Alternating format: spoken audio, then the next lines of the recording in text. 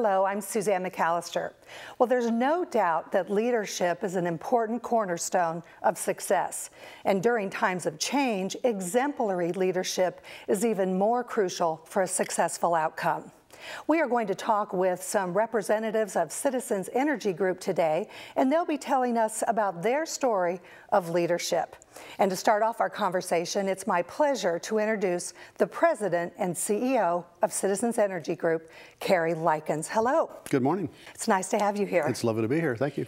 Many of us know that Citizens Energy Group acquired the water utilities from the city of Indianapolis. I'd like to start off by having you talk a little bit about that acquisition, and also, I want to find out why it is important not only for Citizens Energy Group, but for the community as well. It was a really easy decision to make. It was really the obvious right thing to do for two basic reasons. For the Public Charitable Trust, it was an opportunity for us to greatly expand upon our mission, the promise of the trust, and to have a much greater impact on the affordability of life in our community through the provision of some reliable, affordable utility services. It was also the obvious and right thing to do for the customers of the utilities and for the city and its economy, because both of these utilities had issues with which they needed help, and we were well and even uniquely positioned to provide that help. Well, it's amazing that this integration process happened in such a short period of time, so I can imagine that it must have been a very daunting experience for you. Talk, if you would, about the integration process itself. It seemed like a long time to us, but we tried to be very deliberate, very planful, very thoughtful in our approach. So we structured kind of a four-part approach, starting with planning, analysis, then design, then implementation. So very careful process leading up to implementation. We structured and staffed an integration management office who oversaw all the sundry daily details of the integration. We also structured and staffed a change management office because we knew that communication and training for employees would be key. We were creating a lot of anxiety. We had to be sure and manage that change. So I think that was a big element of success as well. Lastly, I would point to use of one of our key values, teamwork. We formed a dozen teams with folks from all over all of the organizations, involved more than 100 employees. I think it was key to use that teamwork to solve all the problems that arose. It went very well. So what I'm hearing you say in many respects, it's not just a matter of bringing the companies together, but really putting an emphasis on the employees and the ease of their transition. Well, yeah, it really was mostly about employees and their understanding of the vision, their preparedness to help us effectuate the integration. So that's true. So from your perspective, now that you look back over this past year and as CEO, I'd like to ask this last question. What do you see as some of the most important reasons that this acquisition and transition was such a success? Well, there are many, but chief among them would be the compelling vision. It was easy for employees to see the value of this vision, how well this acquisition meshed with our mission, our vision, our values. So that was easy. Communication had an awful lot to do with it. We worked very hard at communicating in as many ways and as many times as possible, keeping people informed with what we were doing.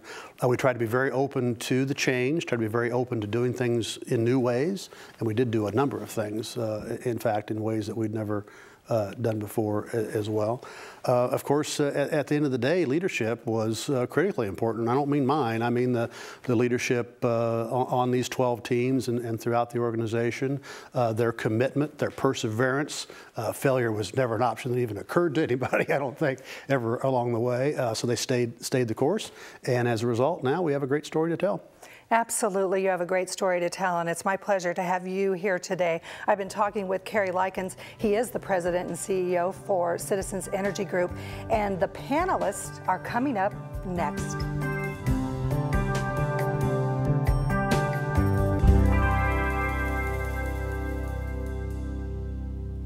Here to tell us more about the Citizens Energy Group Water Utilities Integration story, we have three of the key strategic integration leaders with us: Bill Tracy, Yvonne Perkins, and also Jody Underwood.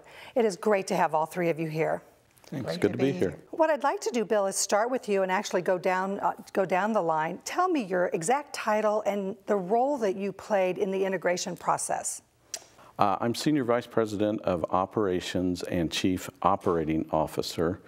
And from the beginning to the end, I was primarily tasked with aligning and structuring the organization to acquire and basically fit in water and wastewater.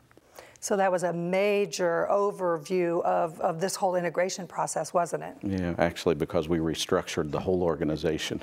Okay, so Yvonne, let's get a sense of your title and the role that your area played. My title is Vice President of Community Relations, but during the integration process, I probably took on a more focused role and became more of the Chief Communications Officer. And as Bill talked about his redesigning the organization, I had so much fun communicating all of those changes. Jody, your title and the role that you played. I am the Director of Human Resources, and during the integration I was mainly focused on change management as it pertained to our current employees and the employees we would be taking on once the integration occurred. So change management really took on a very significant meaning during this process. It did. We were very specific about wanting to make change management a focus. And then we worked very closely with Yvonne's group to make sure that the communications and the change management efforts were aligned. Well, let's talk about your respective areas and what you feel are the most significant integration accomplishments in the whole leadership field. Yvonne, let's start with you. When we started the integration process, we realized that it was really important that we instill a shared vision, that employees knew where we were going, what our aspirations were. Even though we would tweak the design a little bit and change this and change that, we still had that big picture look at things that we knew we needed to communicate. We also knew that having both one-way communications and two-way dialogue communications would be essential in making it a success.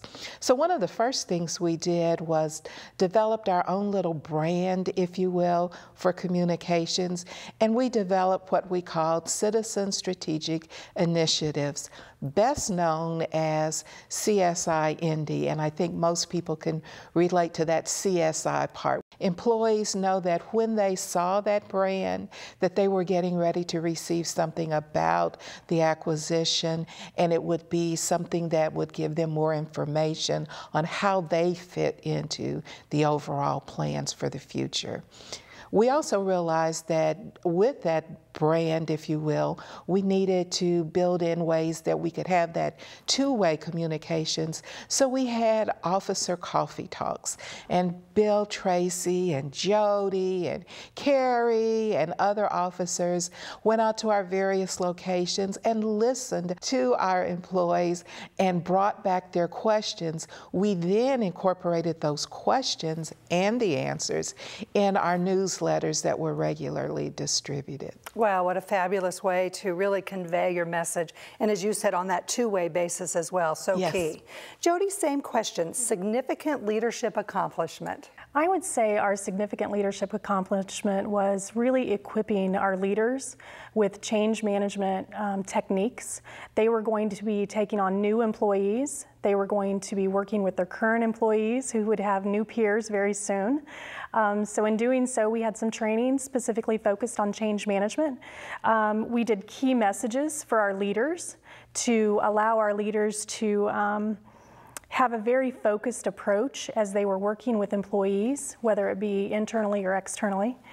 We also made sure that we met regularly with our external new-to-be employees at their sites, which is a little bit different, I think, than some companies have been able to do with regards to an acquisition.